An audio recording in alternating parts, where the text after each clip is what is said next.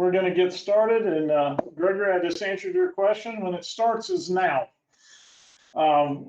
Welcome today to come in and learn a little bit about manual user access reviews and ways we can overcome those problems. I'm Bob Pruett.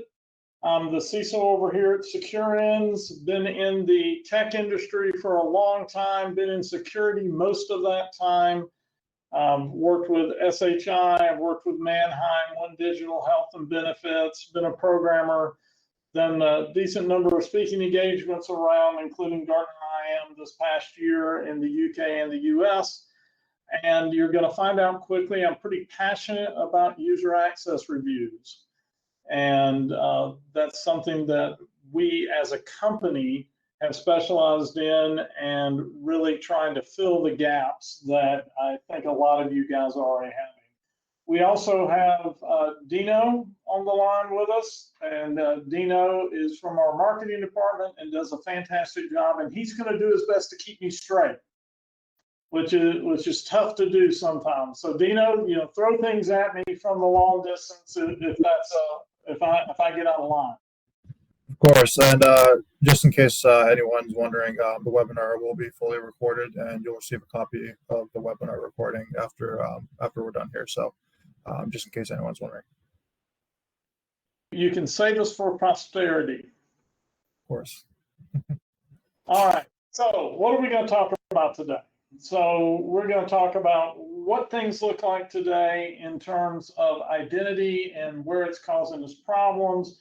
Why there are dangers around doing user access reviews in a manual fashion and where some of the holes are, how we can overcome that problem, what we can do to automate them along the way, and then come up with some conclusions of what you need to do and understanding, we've got reasons to do UARs and we've got the ones that we get told we're doing, and then we've got the real reasons. So let's talk a little bit about that. So in today's landscape, we have some major concerns that all of you guys are seeing. We've got network visibility and identity visibility kind of as a whole. We've got new risk, mainly because we're adding applications by not just the ones and twos, but by the dozens along the way. On top of that, we've got all the compliance things that we're trying to keep people tied up on, which is adding stress to all your employees as well as yourselves. And then my favorite balancing act of all time, which is compliance versus security. We could have a 2-hour conversation just on that by itself, whether compliance is security. Can you be compliant without being secure? Can you be secure without being compliant? And that's something we tend to ask ourselves on a daily basis. So when we look at those application counts, I think that's where one of the biggest holes comes in. Application counts are skyrocketing across the board. In fact, most of us are going to be folks in IT or compliance or security. And if you look across the top 3 in terms of number of applications by department, we're to blame for a lot of these problems of that we're adding lots of applications for our own use. But other departments are doing the same thing. Sales is averaging 58. That's a lot of applications. In fact, when I look at SaaS applications as a whole, they're the fastest growing segment, and even small companies are coming out at 200 plus applications. And that's insanity when we think about what it was 8-9 years ago, where we could count our applications and there were a few shadow IT things out there, but now every department has a credit card and they can go get a SaaS application and never tell us about it. So we go through and we discover them, and even if we discover them, we don't have governance around them. So that can be a pretty major problem in every organization. Now, when I look at what some of the problems are and what CISOs are saying the problems are, you can tell that it's all the operating systems, it's all the containers, it's we used to have a big data center and we had applications that lived for years and sometimes on the same hardware. And now we have things that are opening and closing, and we have applications that we use for short periods of time. And it makes things a lot more challenging in order to keep an eye on them and to know what's happening.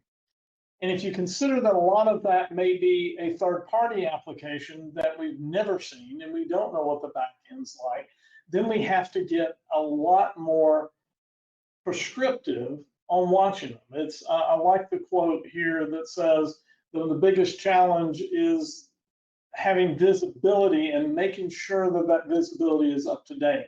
And we can't always depend on the applications themselves to be able to report to us correctly. So we all turn around and we say, we're going to solve this problem. We're going to do user access reviews, and we're going to know who has access to what, and we're going to take care of that lovely thing we all like to call least privilege, and everybody's going to have the right access all the time. There are dangers tied into those UARs. You know, when we do them in a manual fashion, we end up leaving holes, and we end up taking up a tremendous amount of labor to get through that. Now, there are some fantastic stats out there that should scare us all, but we already know. Most all major incidents happen because of identity in some way, shape, or form. You know, either they got in through maybe our one of our cloud accounts somewhere, maybe they guessed at your single sign-on, you didn't have MFA in place. The data breach happened because somebody had too much privilege. They were able to access data that they shouldn't have been able to access. And that takes care of the vast majority. There were a couple of breaches in the past week that when you get down to it, it's all turning out to be a breach set of credentials and someone being overprivileged along the way. I can think of one in particular. It's the second or third time that they have been breached. And in each case, it has been identity-based. And you'd think people would learn across that. We do learn, but we may not have the tool set in place to really tighten down the ship a lot better. Now, the last number on here is probably the one that bothers me the most. And the survey came back that only 55% of all the organizations surveyed, and if I remember correctly, there were a couple thousand in this particular survey, 55% are confident in their identity program. They have a program, they have things in place, but they don't have confidence that all the right controls are there. And that's scary. Now, I hope all of you guys are more confident than that, but I have a sneaking suspicion that some of you are in that 55% that aren't completely confident in what they're doing. So one tool to make sure that people have what they need to have is user access reviews. So let's talk about what they are. I think we all know them, but let's double set just a little bit. What user access reviews basically boil down to having a list of all the people inside an application, comparing it back to your system of record, and making sure that the people in the application have the appropriate set of permissions based on their job title and job duties. And they sound really easy in that sense. In fact, you know, what is the purpose? And there are people that I'm sure are saying right now, it's to maintain compliance. That's great. That is one of the purposes, is because almost every compliance framework out there requires some sort of user access reviews. But really, the main purpose is to reduce the risk in our organization by ensuring people only have access to what they need to, so that we're not opening up a doorway if something happens. Now, we also have things like privacy concerns to make sure someone can't see HR data when they should, or payroll data, or maybe even plans for the future of your company. But those come more minor than someone else being able to see your data. So the purpose is to be able to reduce risk in an organization. Now, if you take that into account, then what are the goals? The goals are also to reduce risk in the organization and make sure that we have great visibility across all our applications so that we know who has access and why. Now, what does a review look like? And this is the same whether it's automated or manual. And we start by gathering the data. And we pull the data in from all the applications and your systems of record. And once we get the data pulled into place, we put them in some format that makes it easy for people to review. We distribute that out to the right people, and they do the review of the access rights. So they look at it and say, Dino has access to payroll. Should Dino have access to payroll?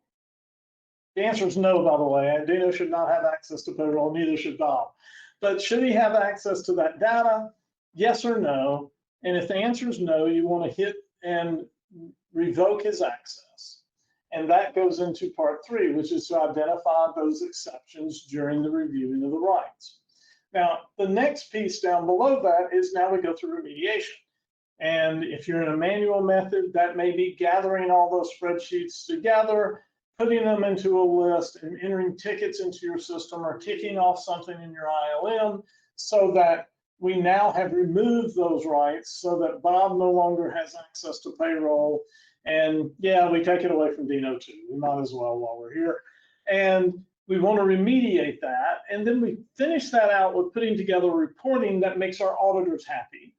And one of my favorite sayings ever is that the H in auditor is for happiness. So anything that we can do to make our auditors happy and let them see enough proof that we're doing what we're supposed to be doing is good. Now, there's actually a pile of things that we don't have in this list of UARs, and maybe that's where some of the problem comes in, is at the high level when people look at user access reviews, they say, that's not that difficult. I just have these 5 steps to do. But those 5 steps turn into 35 steps, and they turn into a lot of tracking people down and tracking emails and building a bunch of emails and formatting spreadsheets. And it really is extremely time consuming for that, using that methodology. So those manual UARs kind of start to be a checkbox. And checkbox security does not help anybody. But the reason some of you may be doing them is that somebody from audit or your GRC department says you've got to do these user access reviews. You're stopping and saying, I know we need to do them, but it's such a painful process that I'm going to devote weeks on it, and it takes me so long, I can't reduce the risk in the company. So we ended up doing something to check a box to make someone happy. Or maybe even worse, we go as IT professionals and as IM and compliance people, and we painstakingly put this together, and we send them out, and then Jen in accounting gets it, and she's busy too, and she has this spreadsheet, and she grabs it, and she sends it back to you and says, everything's okay. Having never looked at it, because it's also painful for her. She doesn't know what some of these things mean. And so now we have a compliance checkbox that was not effective either. If we add to that we have people working from home, we have applications that are all in the cloud, we've now made it more difficult to get this, because maybe not everything is authenticated through the same means. You may have local logins, you may have single sign-on logins, you may have Azure AD or Okta, and they only get you part of the way through, binary yes or no, not Bob has access to write a certain file. And the hybrid workforce in the cloud makes it more difficult to get accurate information. And now we end up creating more risk. And now your poor CISO is sitting back at home at night with his hands on his chin saying, what are we going to do to reduce risk in the organization? So you can see that this introduces a lot of challenges. You know, it's not efficient to do it. If you add more people and you don't add more people into your identity practice, you can't scale. You may have 3 people doing this for 10,000 employees, and it takes forever to put together. You end up with a snapshot only, and you're only doing this once a quarter or sometimes once a year. And so your visibility is strictly a point in time. And then you can't get your vulnerabilities knocked out. You can't reduce the risk because they take too long to do. And by the time you're doing it, things may have changed again. So your vulnerabilities have gone away or have not gone away, and you've put all this labor into it. And so we need to reduce the vulnerabilities within the system by changing how we do user access reviews. The last one down there kind of addresses gen and accounting again, which is purely the accuracy standpoint. If people don't know what people are supposed to have and don't know what a particular entitlement or permission means, then they have a tendency to say yes, because they're afraid of breaking Dino's access to get his job done. And if I look at something like an Oracle permission or an AWS permission, Oracle one for Oracle EBS is something like UMX_ACCT_user_add. I could guess at that, but I don't know what type of a user it is. And if I'm a person in accounting, I really have no idea. And I'm sitting there looking at this one line item saying, I don't know, so I'm going to approve it. Now we're inaccurate because Dino doesn't need to add new accounts. So I'm going to pick on Dino all day today because right now he is staring at me. I can see his picture on the screen. He's used to me picking on him though, so don't feel bad for him at all. He'll pick back later. So you can tell that doing this in a manual fashion can really add up to causing problems for us, and the gains we gain aren't there. In fact, we're doing this often and people don't like them, and they're having to do them with the spreadsheets and phone calls and sending emails, and we're now tired of them. In fact, most all of your guys, when they get them, are probably reaching up and grabbing their hair and trying to pull it out. Dino has more hair to pull out than I do, but you know, we're not happy about receiving these things. We've got spreadsheets, we have phone calls, we have emails to go, we have too many users to follow up with. And then there's this thing called matching that we think of at first that this is going to be easy because I am in the system of record and I am in the application. So I ought to be able to find Bob in the system of record. But what if in the system of record I'm Robert? And I am in our case. What if in the applications I'm Bob? So matching them up tends to become, or maybe they got married and the last name changed, or any number of reasons why the name might not match up.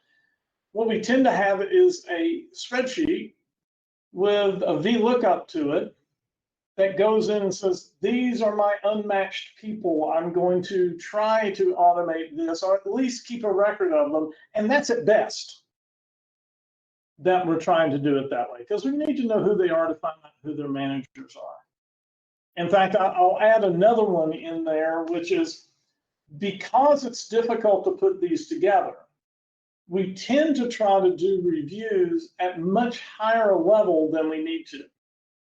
So you may have a policy right now that says senior director and above do all the reviews. Now, there's a couple of reasons you might have that. One is I don't want to bother all the people below. Well, the problem with that theory is that hopefully a direct manager knows more about what a person needs access to than the person two above them. The other is, just to make life easier for ourselves, we send out fewer emails. We have fewer phone calls to make, so we graduate that up, but we also increase our risk that's not going to be accurate, because there's a chance that senior director doesn't know what Bob does for a living in terms of exact job responsibilities. So that causes fatigue for you, and it causes fatigue for everyone involved in the process. Now, if we do these wrong, we're going to fail our audits. We're going to have people with too much access. You're going to have breaches, and it's going to be bad. In fact, 80% of organizations still conduct manual UARs. So it's a normal thing. We want to make it abnormal. We want to make it better for you. So the potential for omissions is great. We talked about that just a second ago, but also you're not going to have enough documentation to make an auditor happy, and he's going to ask you to validate a lot more. So now all the time you spend at the beginning, then all the time you spend actually conducting them goes away. And now you're going to have all the time of making him happy to go back and revalidate what you supposedly should have been able to do along the way. So again, human errors cause most of our problems, and a lot of those can be tied back to access reviews as well. I think I skipped one. There we go. Negative impact of inaccurate UARs. We talked about it. Inability to demonstrate compliance, incomplete reviews, and higher overall cost. We know breaches cost $5 million. I think that number's low. There's hidden costs throughout all of that. And the results overall can be catastrophist. No, that's not the right word, but we'll keep going. Catastrophic is the word I'm looking for. We're going to have more audit failures. We're going to stay in non-compliance. We're going to have companies that aren't aware of the risks they've got, and the breaches just keep increasing. You know, there are breaches. I'm going backwards. There we go. There have been breaches in the past few years that were directly called out about not doing user access reviews. That it was an identity hit. Once they got in, the people had too much privilege, and in the reports coming out of them, they called out user access reviews being ineffective in order to cause this particular breach. And these were big ones. There are bunches and bunches of small ones that happen all the time. So, big question, how do we get rid of that? How do we make that problem go away? Answer I will always say is to automate them. So how do we automate UARs? What are the benefits? And it's really the exact opposite of what we've talked about up till now. We're going to enhance the scalability. We're going to get more accurate. We're going to have better visibility and improved reporting and faster remediation. It solves the vast majority of the problems that we have had with doing our UARs. One of them, we talk about efficiency, but what does that boil down for you guys individually? And one of those is, instead of spending 3 weeks preparing to do a quarterly UAR, and then 2 weeks running it, and then another 2 weeks trying to remediate, maybe you can launch this thing in a few minutes, keep your data up to date, and then track people and shut them down and get them remediated quickly, which means you get to get back to your real job and act on what you know about having better visibility into those use cases, into those permissions. So what you really want to be doing is acting on those and reducing risk across the company. And that reduced security risk number should be, our item should be 5 times as large as the rest of them. If we can reduce labor and we can increase or decrease the security risk, we're all winners.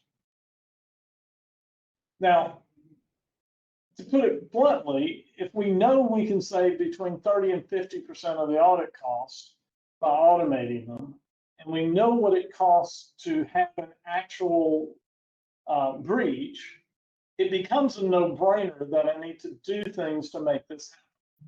and I need to automate them. We get more consistent.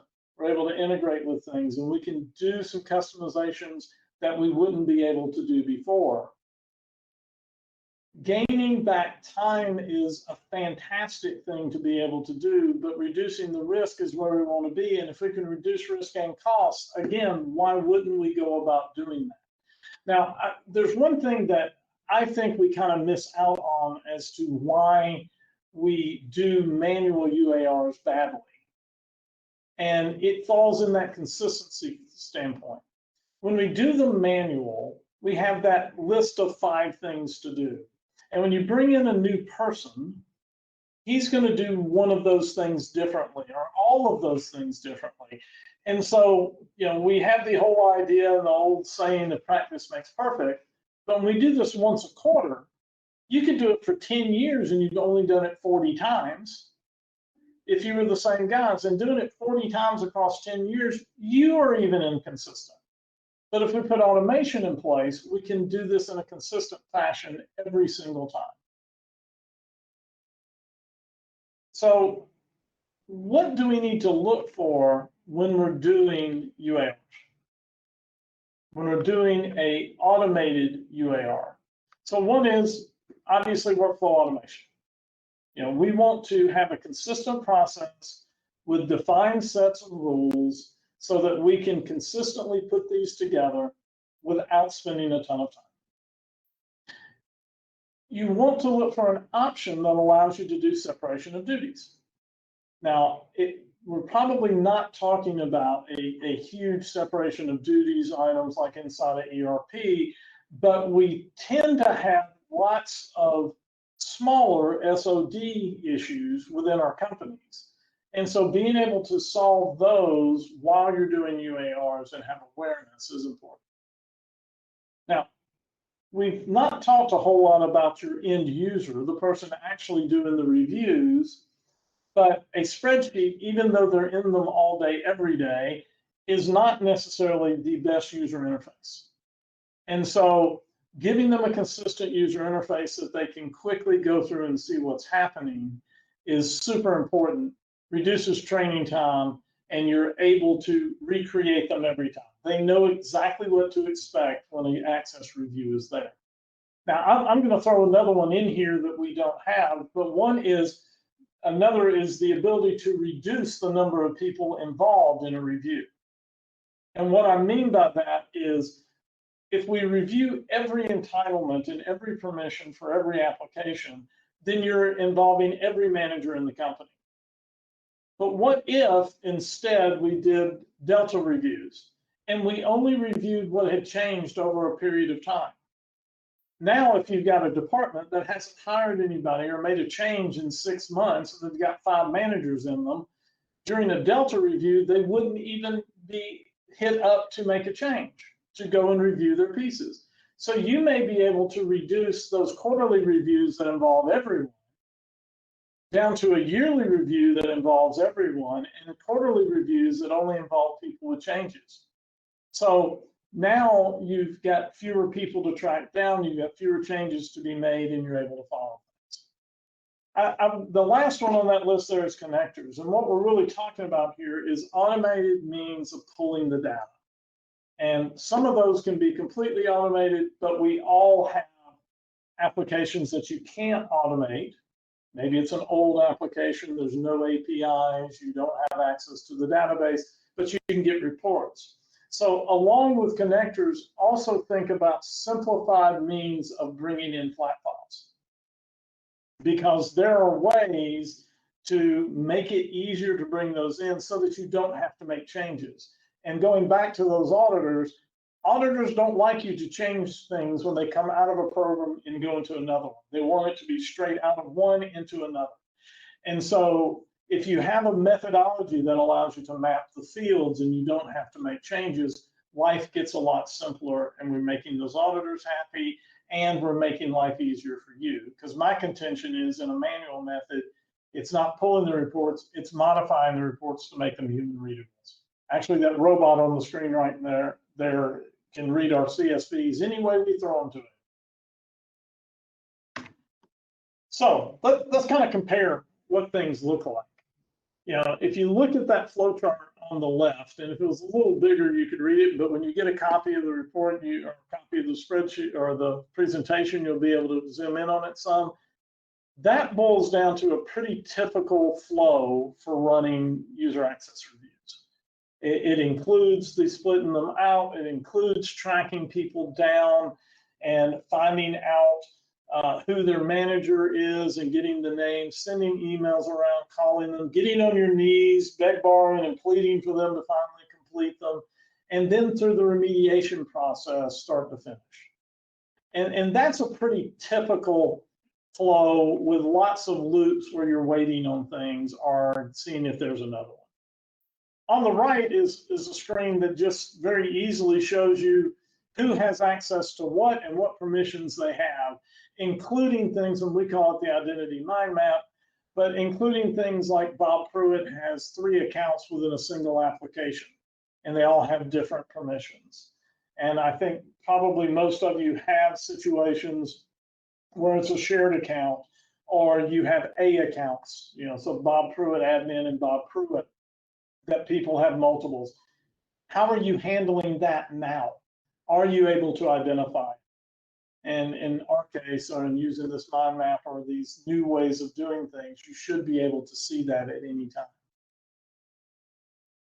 So our goal has to be show visibility into user permissions at all times. Be able to grab the data in an automated fashion, be able to report on it, and be able to investigate and have good cyber hygiene, not just running campaigns. Running campaigns is important, but real-time access and asking questions when someone from HR calls and says who has access to what, or hey, I'm an application owner, I'd like a list of all my users and all the permissions they have. And if you've got the right tool in place, you can probably gather that information from the tool faster than they can get it out of the application that they administer and own right now. So how would you go about implementing those automated user access reviews? So there are steps to go through. And so one is, you probably already have this in place, but getting them well defined is, what are the access policies? It really is, ideally, who should have access to what? What does a role mean? What does a role include? Next, you would go and select a automated user access review tool. I have a few ideas as to who you might want to select, and we can talk about that anytime you'd like. Their names down in the lower left-hand corner. Next, you go through and you do the configuration, and a well-done tool will help you do the implementation, and it will not take a long time. In fact, if we're used to some of the typical tools that have been able to do UARs, they've been typically called out as secondary items. We do all these things, and we can do user access reviews too. And your implementation times can be very long before you can get to an access review. So configuring the tool can be fast or it can be slow, and that's something you have to consider when you're doing it. We identify our sources and figure out how to get them in.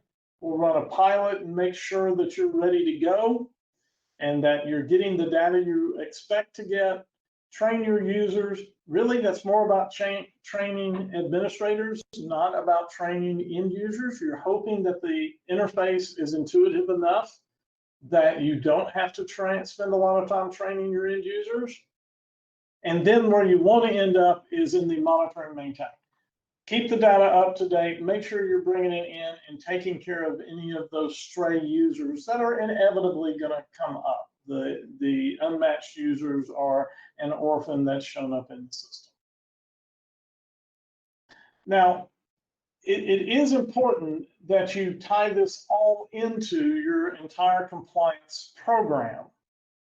And in order to do that, you've got to streamline all the policies down, and you've got to, again, make this easy to accomplish and have really fast response times to answer questions. In fact, I'm going to throw a use case at you that in terms of user access reviews, probably none of you have ever said. In fact, I can guarantee you none of your incident responders have said this, which is, we've had an identity breach. Run a user access review. The answer is you've not done that because it would take you 3 weeks to put it together, and the bad guy is well deep within the system now.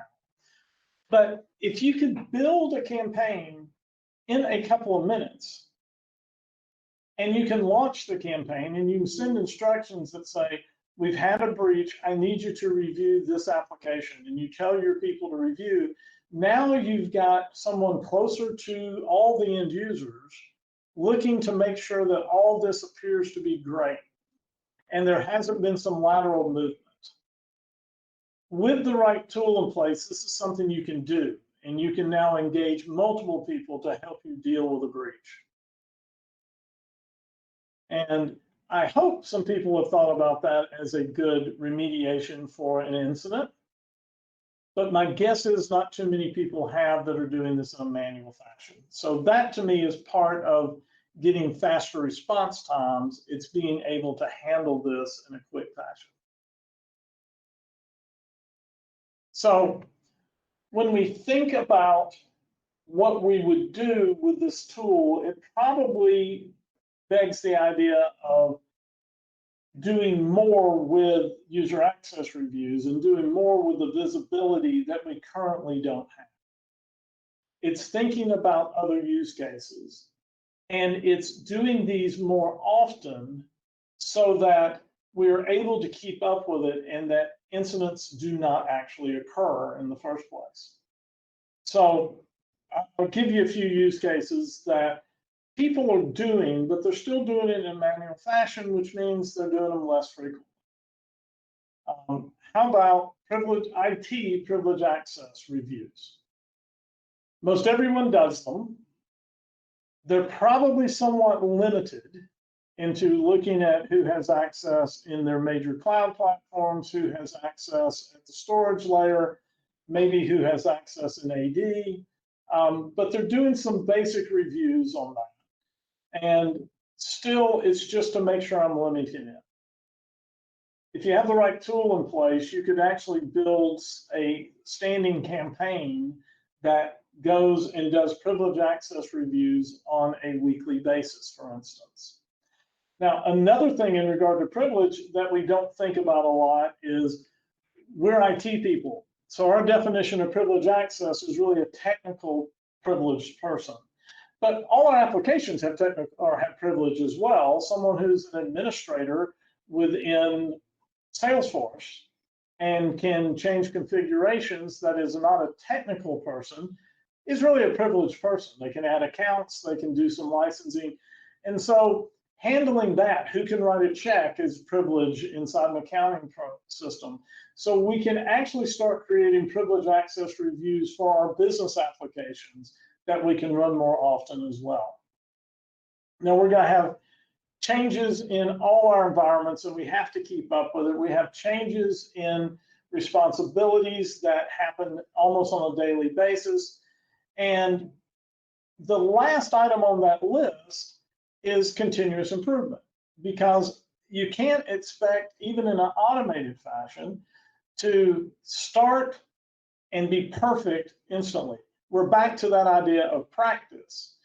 But if we're doing them more often in an easier fashion, we can continue to make improvement. In fact, there's probably a lot of you that if you had your list of 200 applications that your company has, you may only be reviewing the 10 that your SOX auditor says you need to review. They're your critical, they're your crown jewels. But you got the other 200. So as you're implementing an automated tool, you would want to continually add those other applications, those secondary applications that can actually add up to backdoors into your system. And so you want to continually improve your process and expand what you're actually reviewing and what you're not. So here are some some tips for getting started with this. define the goals and requirements and be realistic about it. We're back to select the right solution as number 2. Again, we can help you with that for sure. Now, next is we start to build a business case. And the business case is typically to someone who hasn't actually performed a review or prepared for one. And so putting together a good proof of value and putting together what the costs really are involved in a manual review is important. And so that's down to how many hours are you using and be able to present that business case from a monetary standpoint. We then go through implementation and we train the users, we monitor, and we continually improve. That's really what we're going to continue to do, is go through the iteration of adding more applications, getting people more comfortable with the system. And really, once you start doing this automated, the opposite of what's happening now starts to happen. Right now, whenever you do a review, you get people that make the ugly face and pulling their hair out of their head and saying, I don't want to do this again. You will have some of your application owners coming to you and said, can we perform a review on my application? I'd like to review everyone. And now you're going to increase them at the request of others, not just in what you think you need to do from a compliance standpoint. So let's hit a few conclusions on here, and then we can go to some question and answer. Dina, are you watching our Q&A box over there? It's all covered. Okay. So in summary, we know that user access reviews are time consuming. They're prone to error. Nobody likes them. It's just one of those things that they don't accomplish what the intention was, which is reduce risk in the company, make sure that everybody has access to what they need and nothing more. And with all the pain that goes through it, we're just not getting it. We can automate them. And if we automate them, a lot of these risks and a lot of the problems and inaccuracies and painfulness starts to go away using tools that are dedicated for that purpose. We also, using a good automation tool, now provide visibility outside of the reviews, and now cyber hygiene becomes easier to maintain. You have all the data you need to investigate and maintain a good posture while maintaining compliance. And in terms of identity and access and least privilege, we can finally get to the balance of security and compliance really works out, that we are going to be more secure and we're going to be compliant at the same time. And there aren't many cases these days that we can easily maintain both of those. Now, there's also pieces like, we've talked about it, we can reduce breaches, we can maintain compliance, but look at the ROI out there. With what you're currently spending doing it manually without a tool and gathering it all and all the labor that goes into it, you can make money on what you spend for the tool. And on average, it looks like over 300% savings, recovery, I like to say money in your pocket, over that time. And that came out of Forrester. So Forrester's done the research. We tend to trust what Forrester says, and they believe you can save that much over time. Now, with all that being said, we are SecurEnds. We are one of those tools. We have, our system allows you to have the visibility. You won't just use it once a quarter. You'll actually be using it on a daily basis to look and investigate things that come up. We would love to tell you more about it and show you a demo of our application, let you use it and find out how we fit into your environment. And if it's not a fit, we'll let you know. But the vast majority of people we talk to, once they see what we have, they can start to rethink the program that they have in place already. And when you rethink that program, I think you'll come out more effective overall. So we'd love to talk to you. With that, I don't know if you have any questions, but we've got a typing area over there that you can type into and drop off any questions to you. Would love to help you. And see, what do we have? We have a question from Vincent. So I think the one question I see here is, can it detect toxic combinations if defined? And so we have a module that is a separation of duties module that allows you to cross-application define the toxic combinations.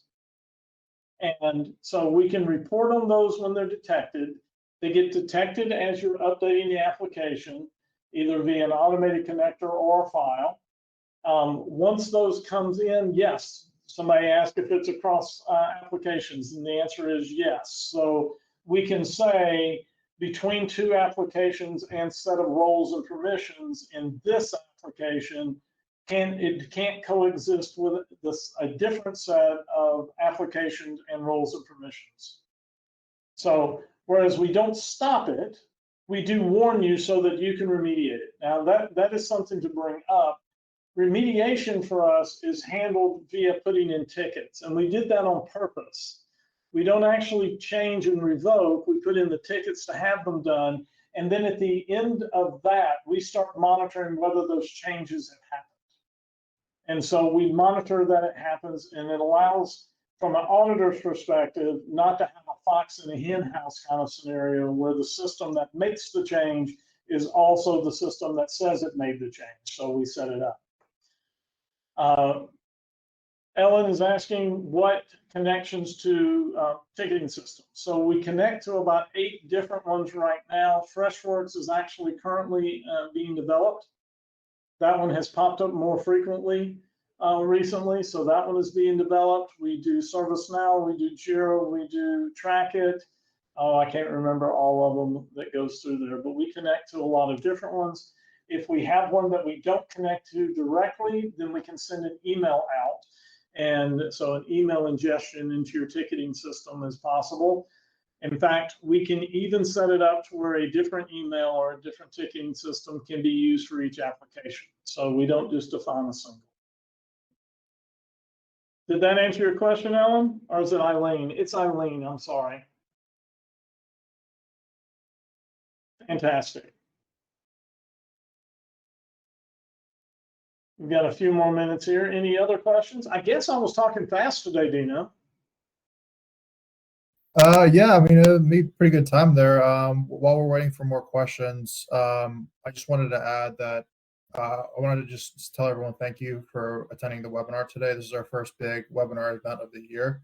In the future, we're thinking of doing these on a quarterly basis, with the next one actually having one of our customers on the webinar. We'll be going through basically like a before and after of what their manual process looked like before and what their process looks like now using an automation process like SecurEnds.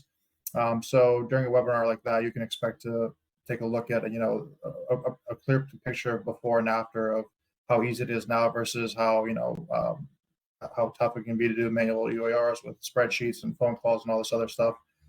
So if you're curious about kind of that whole picture, definitely look out for an invite to that event next quarter. At the end of this call, once the webinar closes out, you'll get redirected to our website where you'll be able to schedule a one-on-one call with our team. If you have any sort of questions left over after the webinar about if you're doing manual UARs now, or even if you're using some kind of other automation service and maybe you're not getting the most value out of it, we'd be happy to answer those questions on a one-to-one call. We'll be able to evaluate your current process and also show you a live demo of what SecurEnds looks like and how it works. So I'll also add the link to that here in the comments as well. It looks like we have another question here right now, but I will add that link there, and you'll also get redirected there after the call.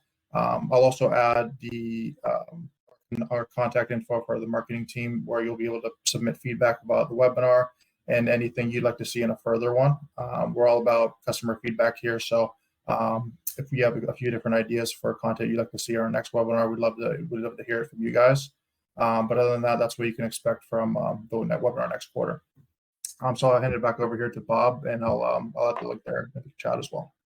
So Olivia's question is a great question, and it's, does our tool combine with supplier contract reviews as contracts embedded licenses which tend to align with access rights? And so one of the answer is directly no, indirectly absolutely.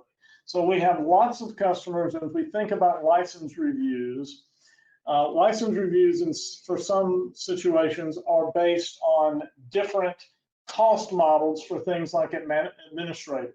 So they'll charge $100 per user for an administrator. They'll charge $25 a user for this type of user and $10 a user for this other type. And so using the identity mind maps, you can go through and pull up the different roles and then get your count from there to be able to determine it. So what we don't do is read in the contract and say these are the different types and then do a reconciliation across there. We do provide plenty of information to determine that. In fact, we have a lot of people who are using us for doing those license reviews, especially in those occasions where there's a different price per type of role within the application. I think that may answer your question, Olivia.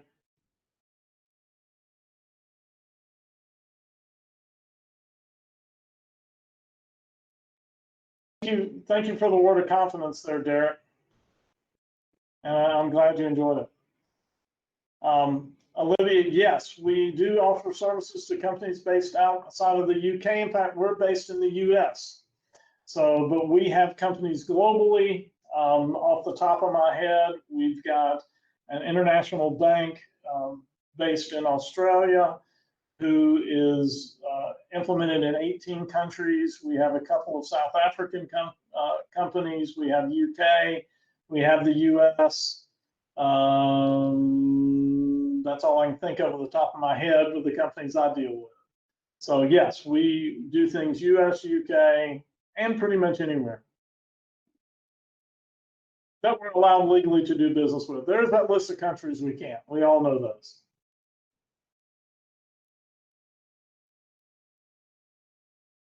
Any other questions right now? So up on the screen, I've got some connection information. You know, you can connect with us. We've got LinkedIn, Twitter, we've got our website. You can reach out directly to the contact information there. You can reach out to Dino, which I think you've got an email address from Dino from the invites that you've gotten. You can reach out to me. I'm at bob.pruett@secureends.com. We'll be glad to help you. Would love to get a POC set up for you and discuss your problems that you're having with UARs. And I think we'll find that we can help you out across the way. Thank you very much. I'll give you back 5 minutes of your day. You got about 5 minutes to get another cup of coffee, to make it through the last few hours, depending on where you are in the world. So thank you very much for showing up, and I look forward to talking to you all soon. Thanks, everybody. Once again, the webinar is fully recorded, so you'll be receiving the recording via email in addition to the full slide deck presentation. I've added the marketing email in the chat as well, in addition to my personal email. Bob, if you want to go ahead, you can add yours in there as well. If you guys have any questions, feel free to reach out to us, or if you want to submit any feedback. Other than that, right after this call, you'll get redirected to our site. You'll be able to schedule a personalized meeting with our team, or we'll be able to answer all your questions and show you a full live demo of the platform. So once again, thanks again to you all, and yeah, keep in touch. You'll be hearing more from us soon. Thanks, guys.